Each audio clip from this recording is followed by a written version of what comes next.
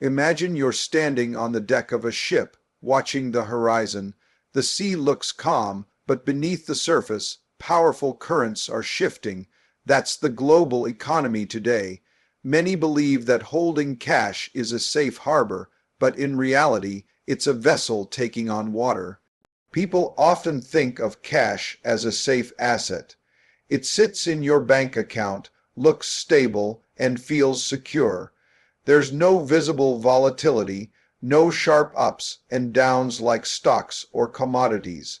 But that perception of safety is misleading and increasingly dangerous in today's economic environment.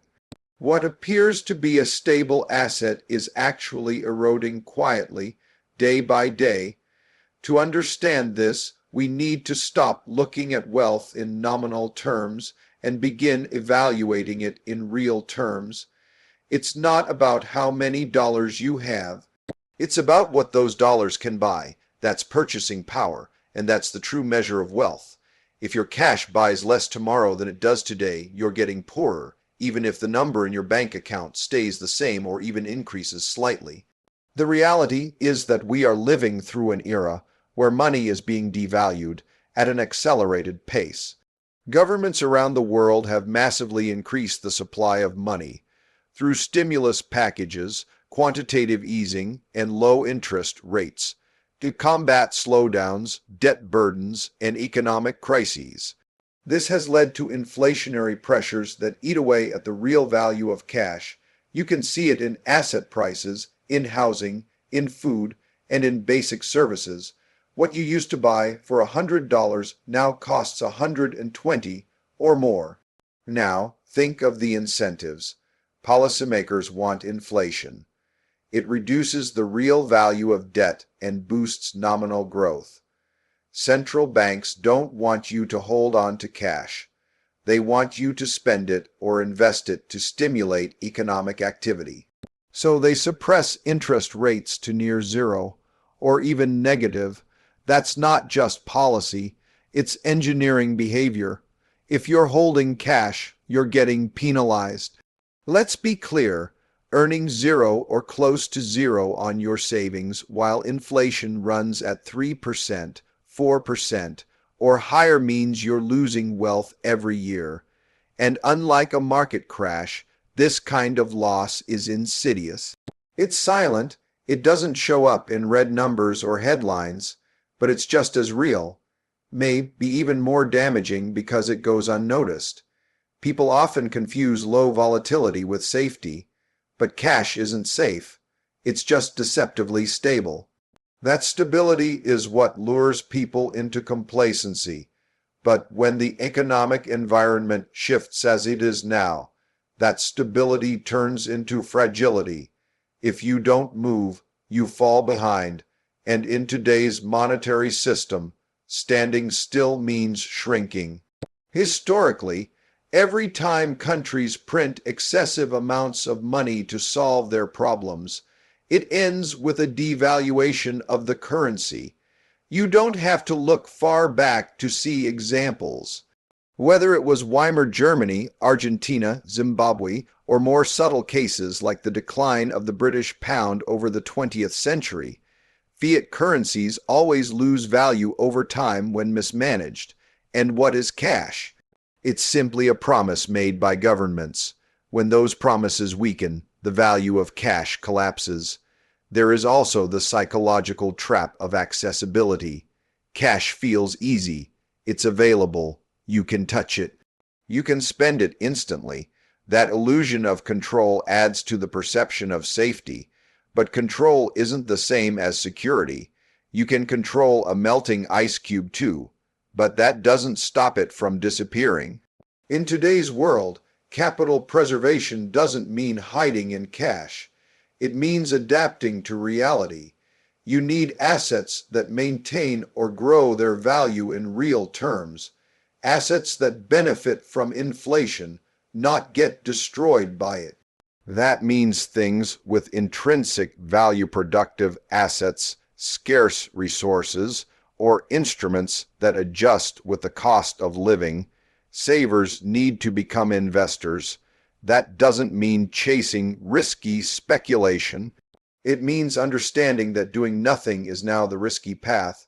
The world has changed, the old rules no longer apply, and clinging to cash out of fear or habit is not just unproductive, it's a slow leak in your financial future.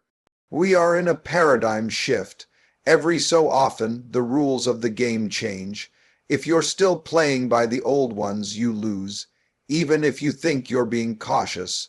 Recognizing this change and responding to it wisely is not just important, it's necessary.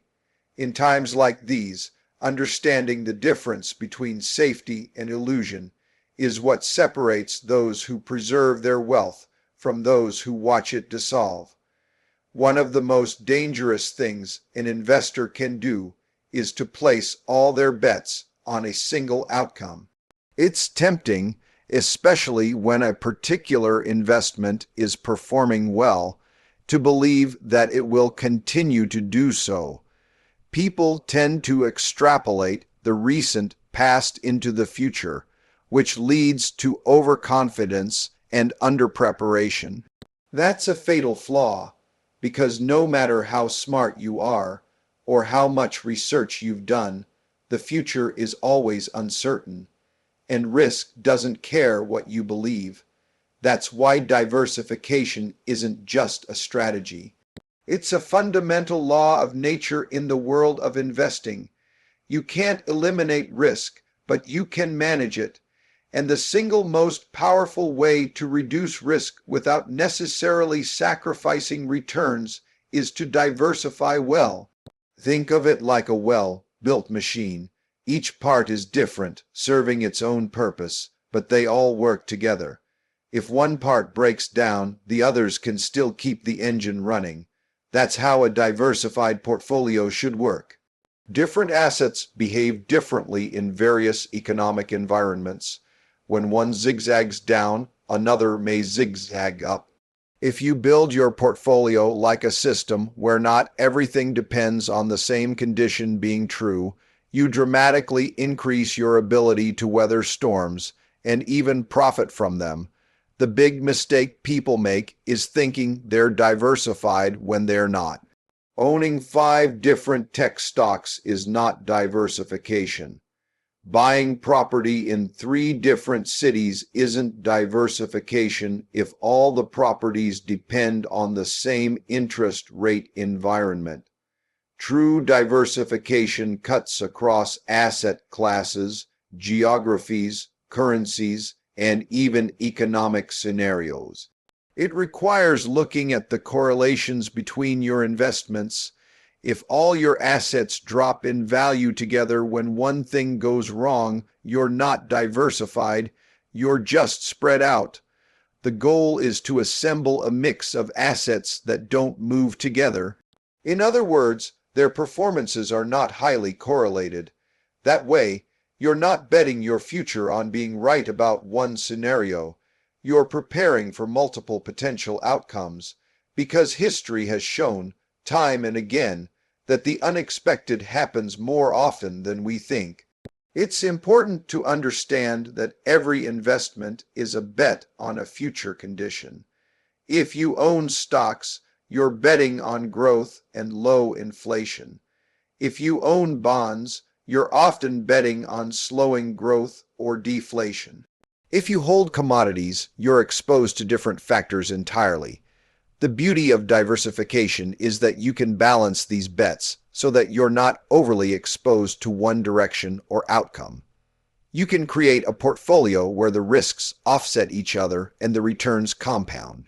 There's a concept known as the holy grail of investing, having a balanced set of 10 to 15 good, uncorrelated return streams. When you achieve that, your risk drops significantly, and your return per unit of risk rises.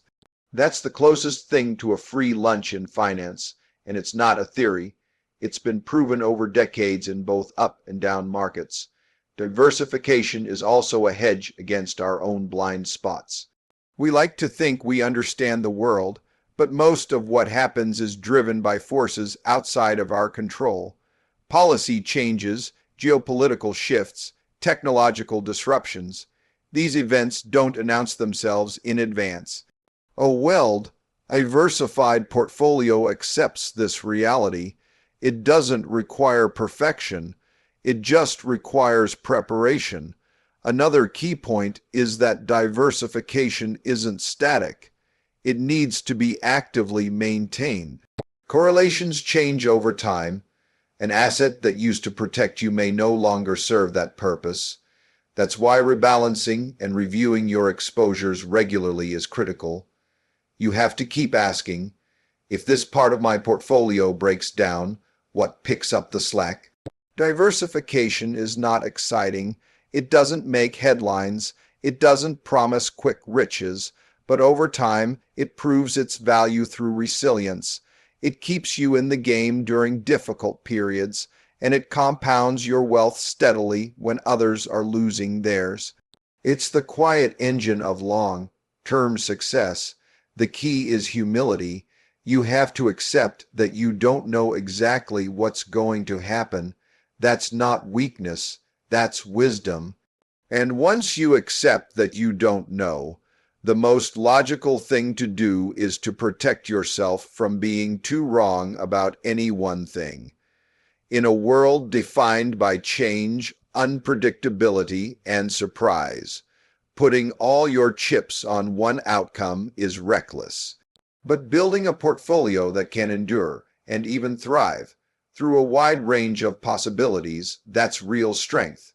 Most people don't see inflation until it's already done its damage. It's like a silent thief, always present, but rarely noticed in time. It doesn't crash markets overnight. It doesn't make dramatic headlines like a market crash or geopolitical conflict. But slowly and steadily, it erodes the real value of your money.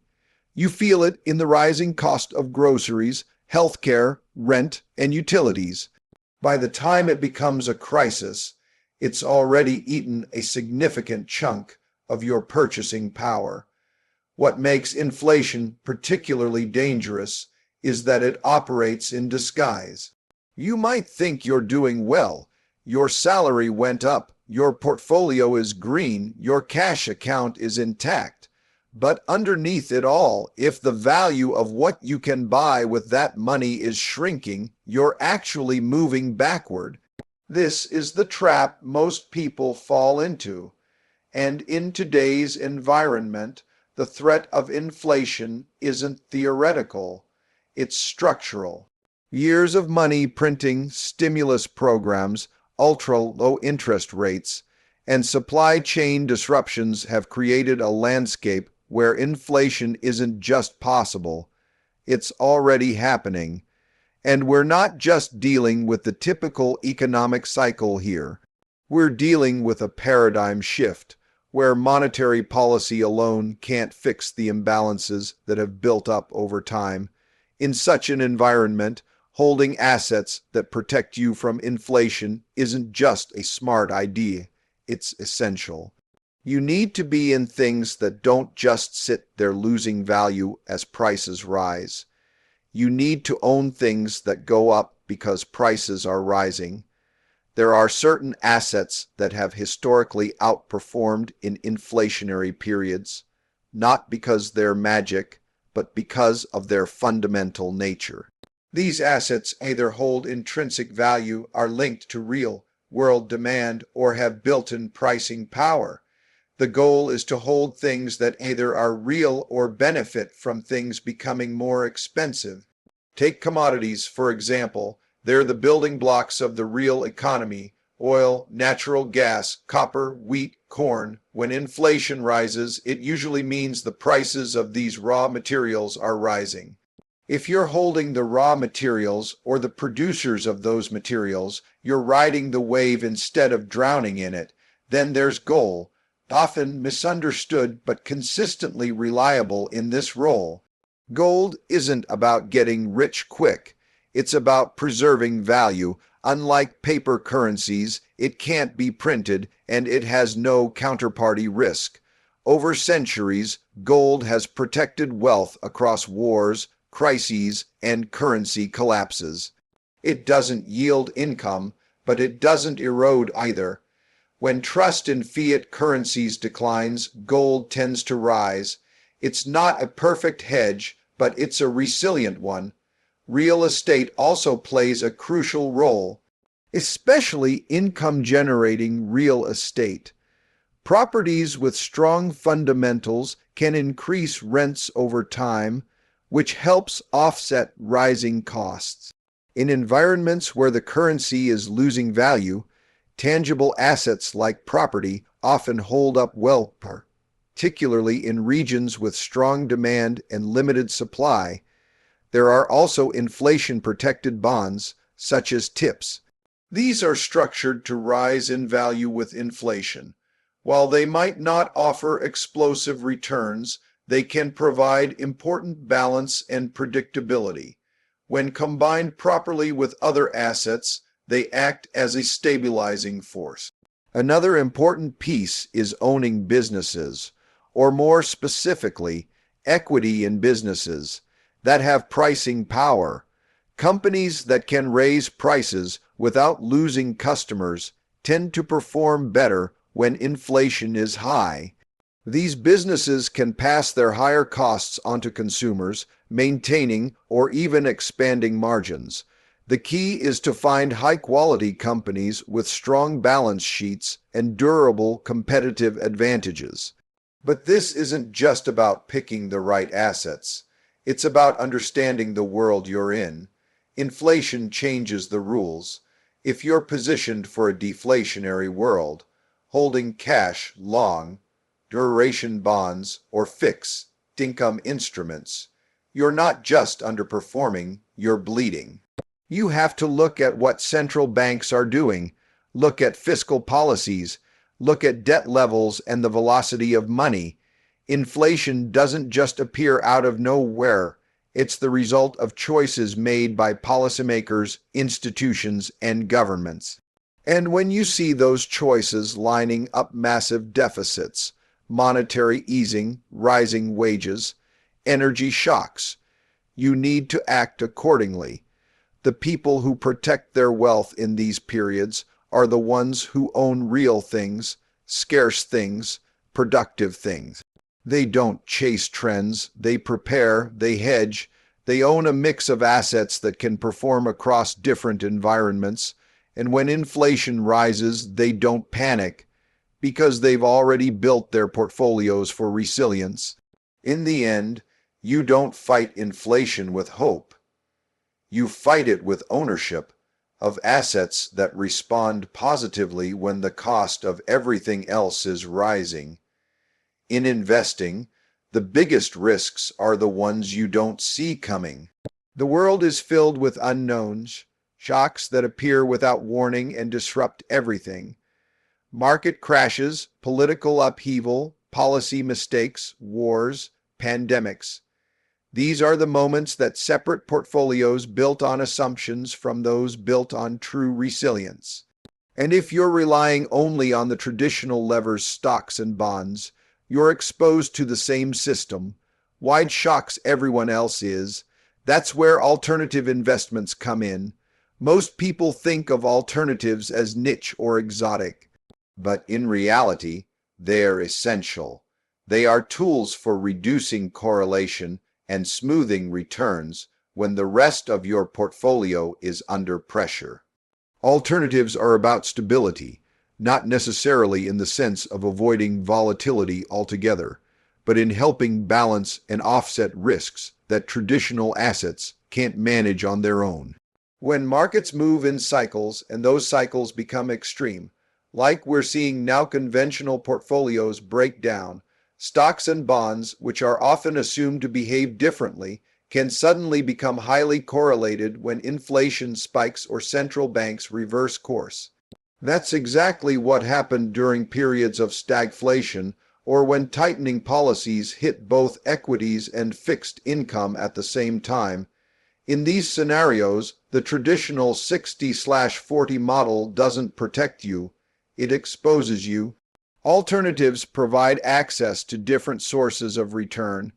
Take private equity, for instance. It allows you to participate in business growth without being exposed to the same short-term volatility of public markets. These are longer-term bets, often less reactive to day-to-day headlines, with the ability to drive returns through operational improvements and strategic value creation. Then there's venture capital, early-stage innovation. While inherently riskier, it gives exposure to disruptive technologies before they become mainstream. Over the long term, allocating a modest portion of capital here can significantly boost return potential, especially when the broader economy is going through transformation. Hedge funds are another tool. Not all are created equal, of course, but the best ones deploy strategies that thrive on volatility, long, short equity, macro trading, statistical arbitrage. These are designed to generate alpha regardless of market direction. They don't just ride the wave, they bet on its shape. Then there are real assets, things like farmland, timber, infrastructure.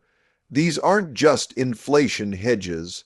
They're real, productive assets that generate cash flows, often tied to essential needs. People will always need food, energy, transportation. By investing in these sectors, you're tapping into long-term structural demand, not just cyclical booms. Even fine art, collectibles, and rare tangible assets have a place in the conversation. They may seem unconventional, but over time they've held value, sometimes dramatically outperforming financial markets. The ultra-wealthy have used these vehicles for generations, not because they're trendy, but because they're scarce, non-correlated, and outside traditional financial systems. The important point is that alternatives don't just add complexity, they add optionality. They give you exposure to different drivers of return. They reduce the chance that a single economic shift takes down your entire portfolio. They help you prepare for the unexpected by broadening your foundation.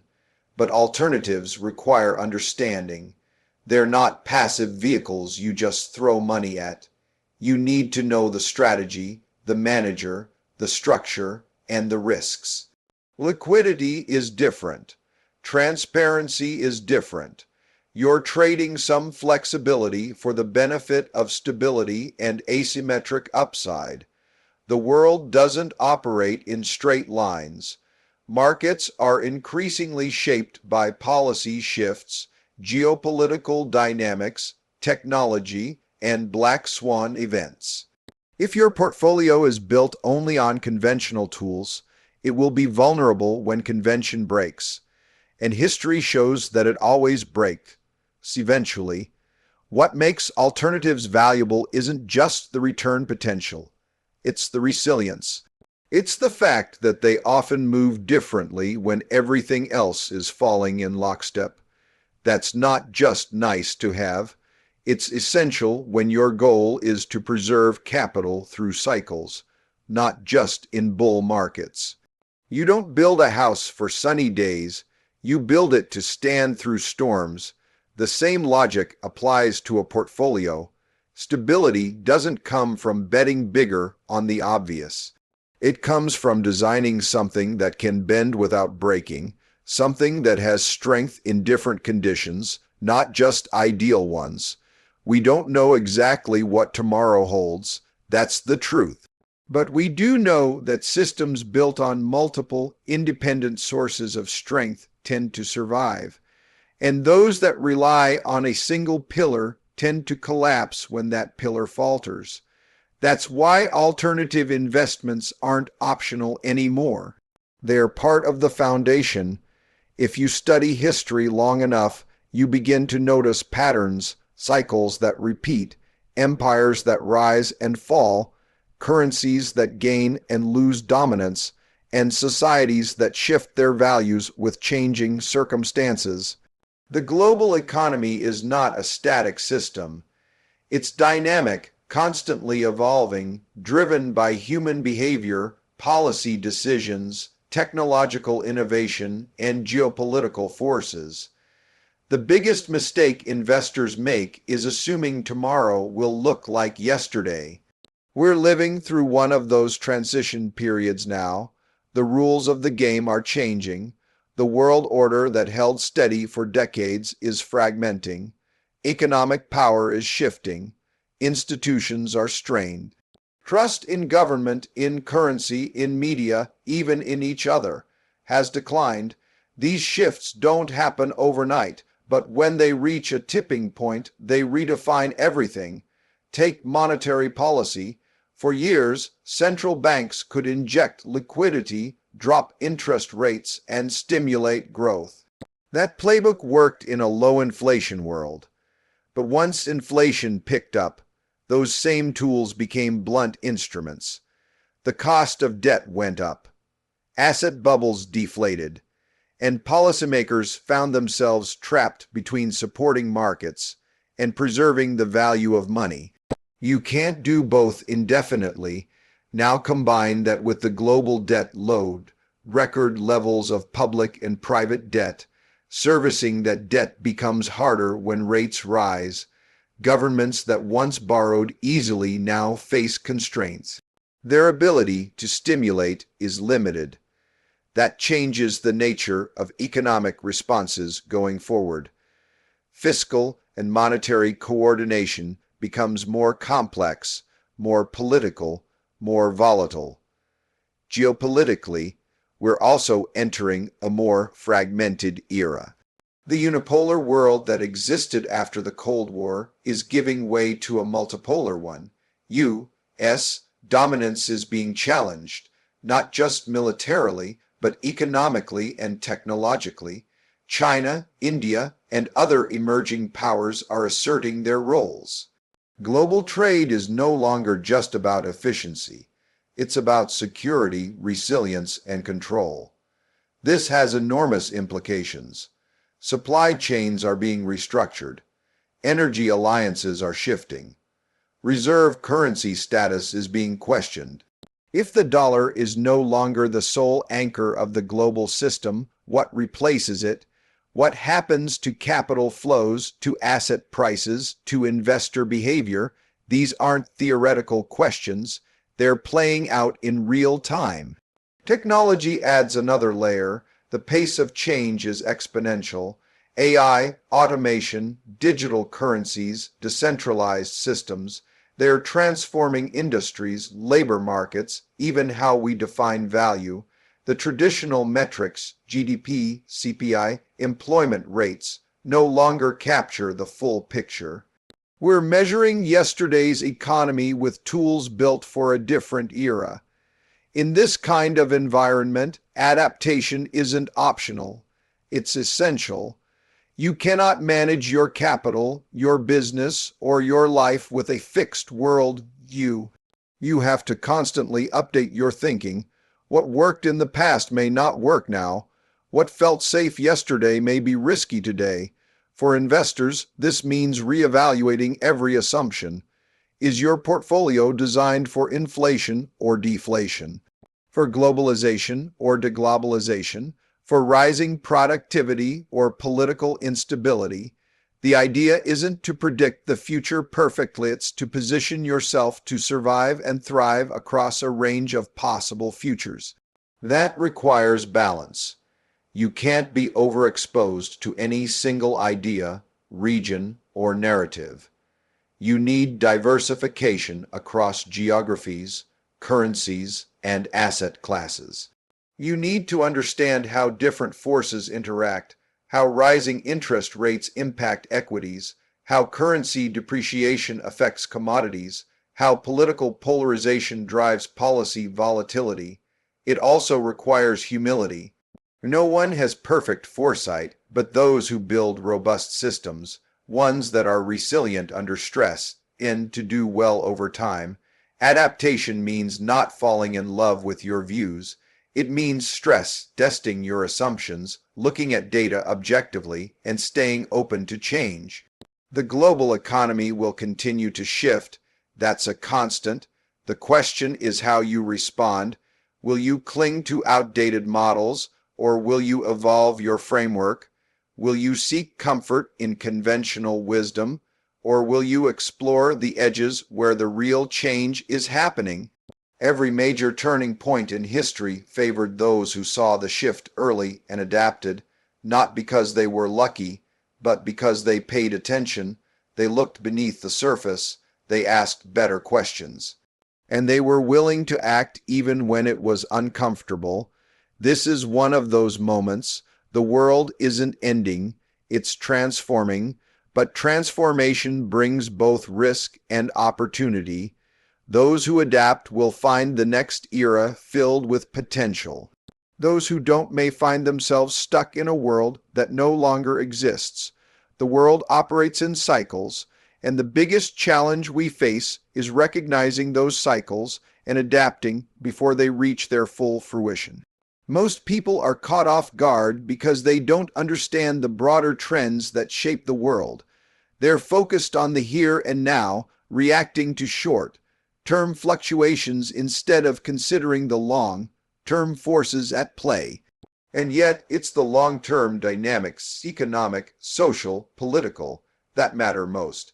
The global economy is in the midst of one of those transitions, a shift that happens every so often in history. When the dominant forces in the world begin to shift, it's easy to overlook the signs, especially when the change feels slow or distant. However, the adjustments to these changes often unfold quickly, leaving little time for preparation. Those who aren't paying attention can find themselves blindsided. The first thing to recognize is that we are in the midst of a massive transformation in the global economic structure. Economic power is shifting from the west to the east, and this isn't a short-term trend. It's a structural shift that's been building over decades. As emerging economies, particularly in Asia, continue to grow, the balance of power is inevitably changing.